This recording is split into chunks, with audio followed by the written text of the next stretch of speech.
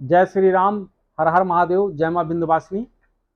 जैसा कि आज हमने अपने असिस्टेंट ऐश्वर्या को अपने साथ बैठाया हूं और इसके मन में बहुत दिन से बहुत सारे सवाल चल रहे थे, कुछ पूछना चाहती थी। तो मैंने कहा देखो ऐसा है, आपको जो भी सवाल करना है आप करिए। तो वो जनता से संबंधित सवाल है, जैसे कि जो भी हमारे मतलब चैनल पे आते हैं, कमेंट करते हैं या हमसे कुछ भी पूछना चाहते हैं। हम तो हमेशा अपने दर्शकों से निवेदन करता हूं कि आपको अगर किसी भी प्रकार की कोई समस्या है, आप हमारे जो है मैसेज में आइए और हमको मैसेज करिए, और आप जो मैसेज करोगे मैं उसी पर ही बोलूँगा और उसी का वीडियो बनाऊँगा।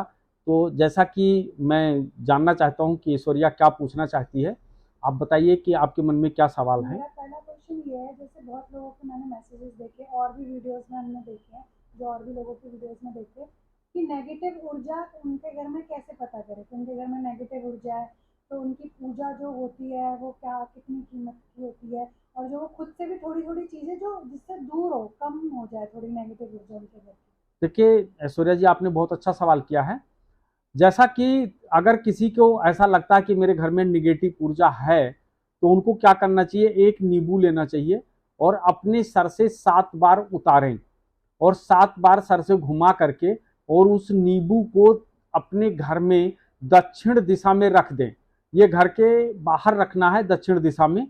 और सुबह सुबह उठ करके और उस नींबू को काट करके देखें, अगर वो नींबू सड़ गया है या अंदर से उसका स्वरूप बदल गया है या अंदर से कालापन आ गया है, तो आप ये जान लीजिए कि आपके घर में आपके ऊपर निगेटिव ऊर्जा है।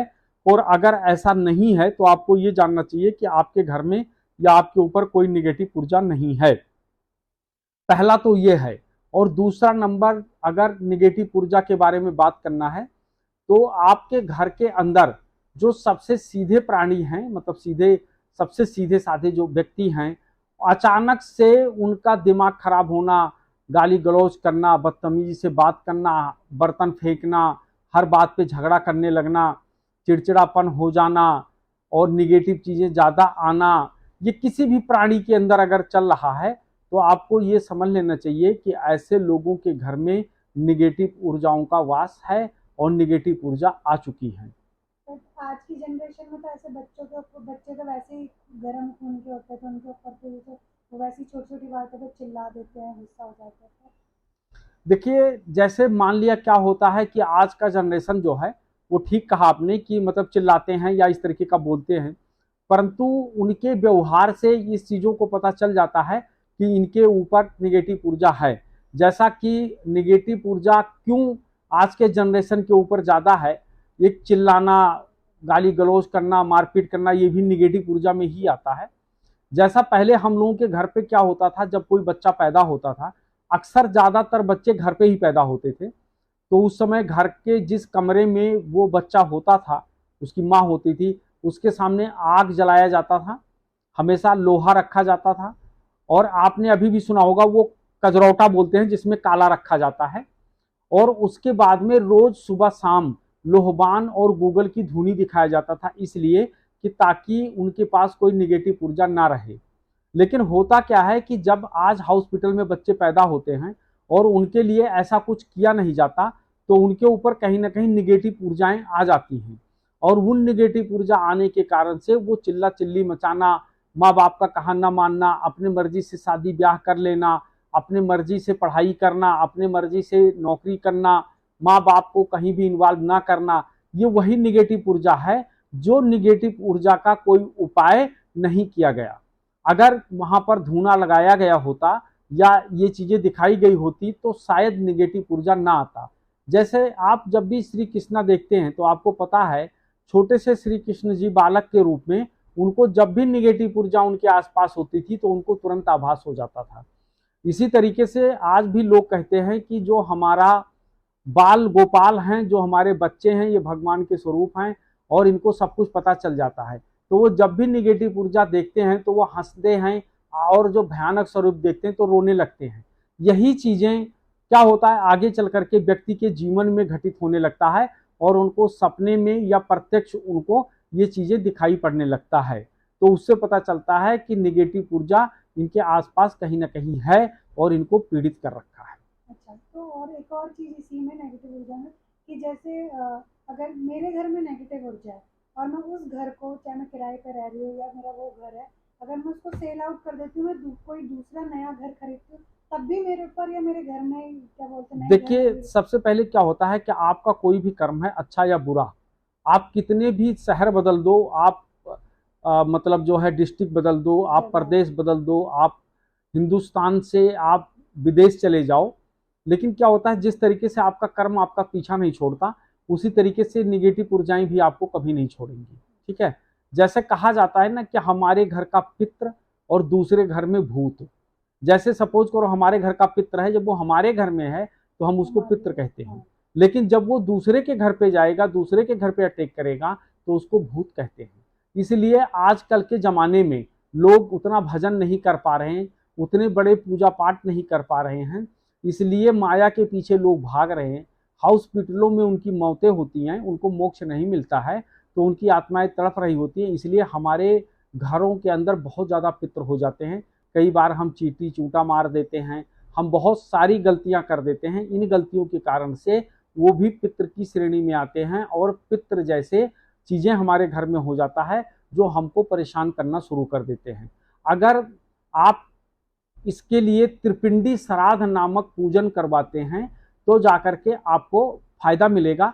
वैसे भी देखा जाए सनातन में आपको हमेशा साल में एक बार त्रिपिंडी श्राद्ध जरूर करवाना चाहिए, क्योंकि आपसे जाने अनजाने में कहीं ना कहीं गलतियां हो जाती हैं, और उन गलतियों का क्षमा प्राप्ति होने के कारण से आपको त्रिपिंडी श्राद्ध जरूर करवाना चाहिए।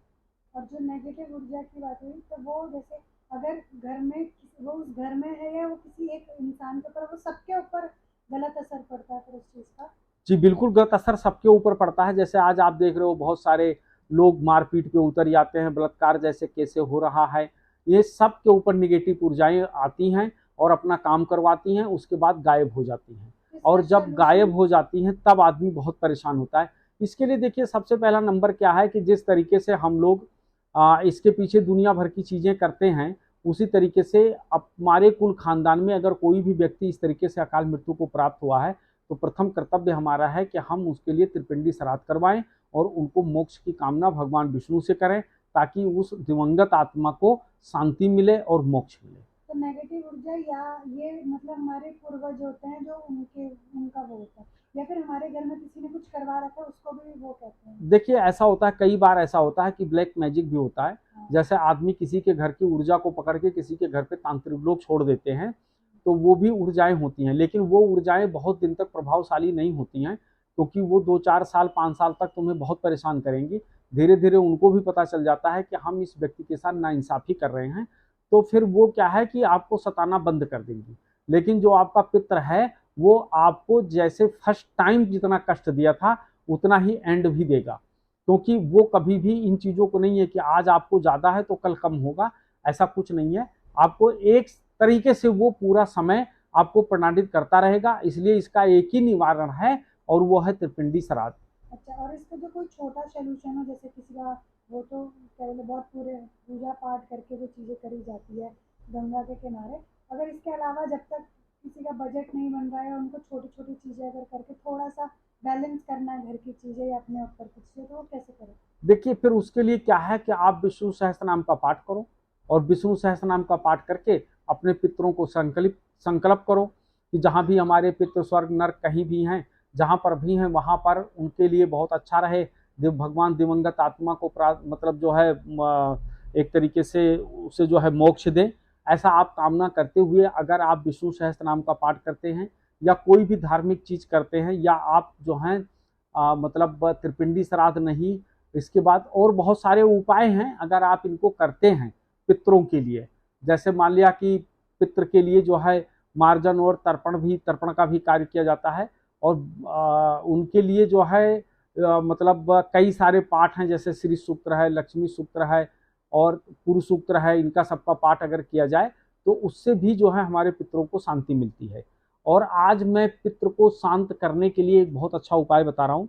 किसी भी अमावस्या के दिन आपको करना क्या है, एक पानी वाला नारियल लेना है, हरा वाला, और उसके साथ साथ में आपको जो है हल्दी लेना है और दही लेना है, मतलब पाउडर वाली, और आपको चावल लेना है, और इसके बाद दही लेना है, इनको सबको एक में मिला लेना है और किसी भी अमावस्या के दिन आप गंगा के तट पे जाएं और उसमें कुछ पैसे रख करके और उस चावल को आप जो है गंगा में खड़े होकर के प्रवाहित कर दें। तो और प्रवाहित करने के बाद क्या होगा कि आपका जो पितर है वो कुछ समय के लिए शांत हो जाएंगे और आपको अच्छा फल देने लगेंगे। तो जैसा कि आज आप लोगों ने देखा, हमने आपको निगेटिव ऊर्जा और पितरों के बारे में बात किया। ऐसे हम आपको बहुत सारी जानकारी देते रहेंगे। आप देखते रहिए, हमारे चैनल को फॉलो करते रहिए। आपको कोई भी समस्या है तो आप कमेंट बॉक्स में जाइए, कमेंट करिए, हम आपकी समस्या का समाधान जरूर बताएंगे।